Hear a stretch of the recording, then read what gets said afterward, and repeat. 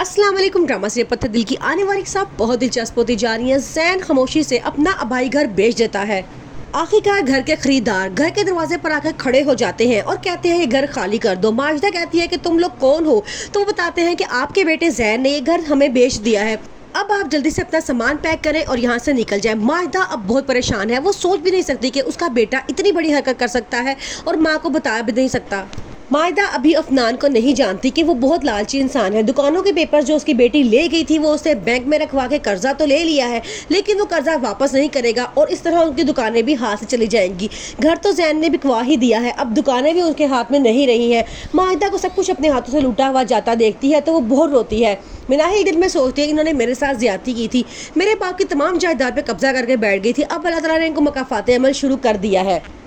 वो बड़ा परेशान होती है। मिनाहिल उसे पूछती है कि अब हम कहाँ जाएंगे, क्या हम ज़ारा के घर जाएंगे? तो आगे से वो कहती है नहीं, मैं बेटी के घर जाकर नहीं बैठूंगी, मैं वलीद के घर चलती हूँ। वहाँ जाके वो बहुत रोती है और कहती है कि मेरे बेटे ने मेरे साथ अच्छा नहीं किया, उसकी बीवी ने मेरा बेटा तो मुझसे छीन लिया है, अब मेरे सर से छत भी छीन ली है।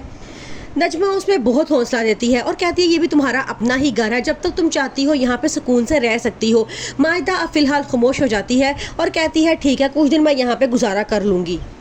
दूसरी तरफ घर में निम्मो की शादी की तैयारियां शुरू हो जाती हैं। अफनान अपनी मम्मा से कहता है कि मैं शब्बों से 2-3 लाख रुपया उधार ले लेता हूँ, पैसे कम पड़ गए हैं। आगे से ये बात सुन के ज़ारा को बड़ा गुस्सा आता है। वो कहती है कि मुझे भी तुम शब्बों से मिला दो। तो वो कहता है तुम फिक्र ना करो, 2-3 दिन तक मैं तुम्हें भी उससे मिलवा दूंगा। लेकिन ज़ारा को वो लड़की बिल्कुल भी पसंद नहीं आती।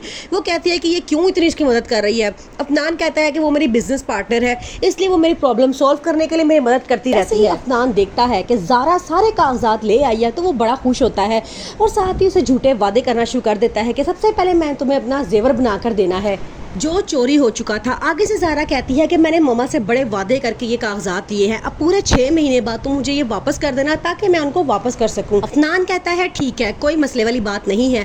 फिर ज़ारा कहती है कि मैं 2 दुकानों के कागजात लेके आई हूँ, एक दुकान पे तुम अपने नाम से लोन लोगे और दूसरी दुकान पे मैं अपने नाम का लोन लूँगी। मैं चाहती हूँ कि मेरी मम्मा की भी आमदनी का कोई जरिया चलता रहे। ज़ैन उस वक्त उसको धोखा देने के मूड में होता है, इसलिए वो उसकी हर बात मानने के लिए तैयार हो जाता है।